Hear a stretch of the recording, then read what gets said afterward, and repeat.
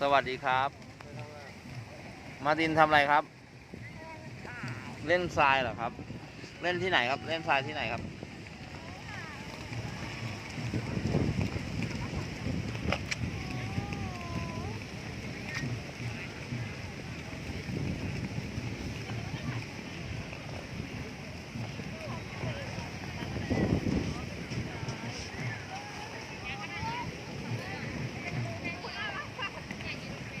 ไปเล่นทรายตรงนู้นไหม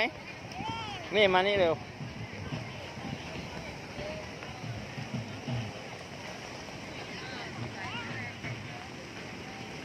มาเร็วมาเร็วตามป๊ามา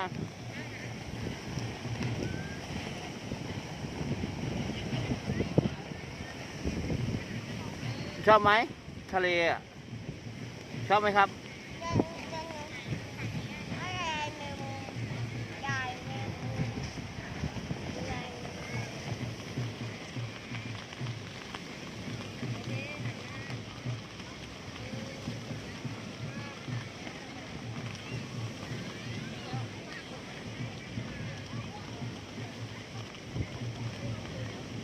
อะไรอ่ะเจออะไรครับ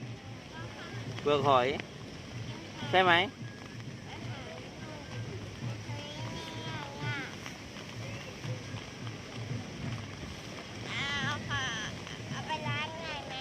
เอาไปล้างเหรอขึ้นมันแรงนะ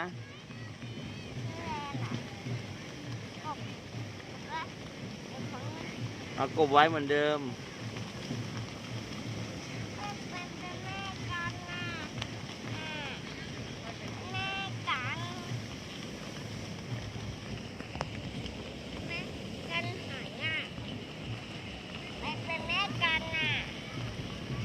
เจอกี่อันครับ2 อันเหรอครับเป็นแม่กันน่ะอ๋อครับ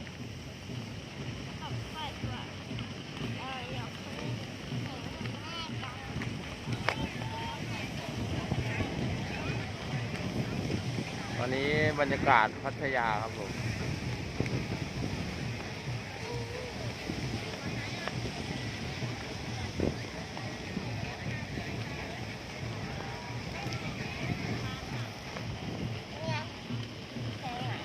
ไปหาเพื่อนไหม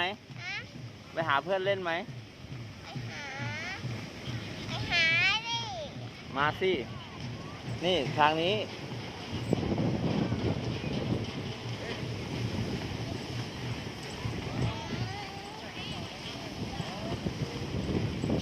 มันทับไข่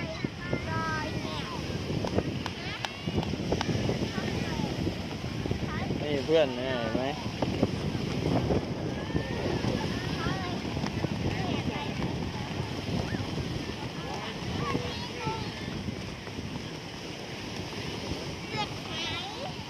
นู่นเพื่อนเห็นไหม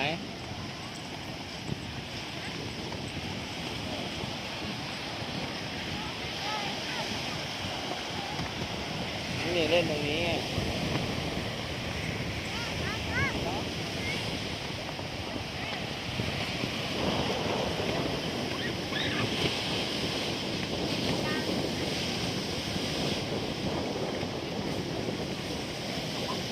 ดูคลื่นแรงไหมคลื่นแรงลงไปเล่นไม่ได้นะ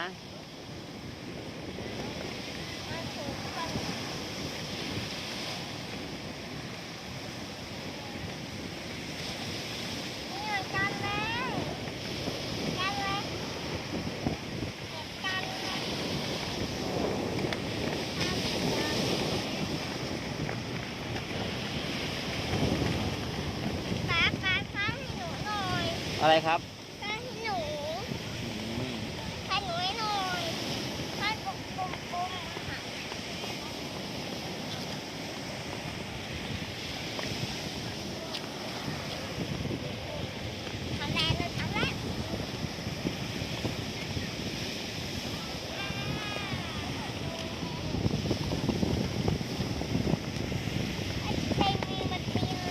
อ๋อเป็นรอยมือเลยเหรอครับ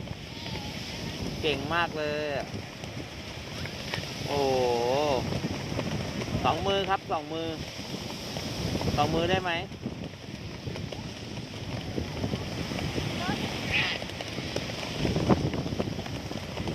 เบาๆครับเบาครับ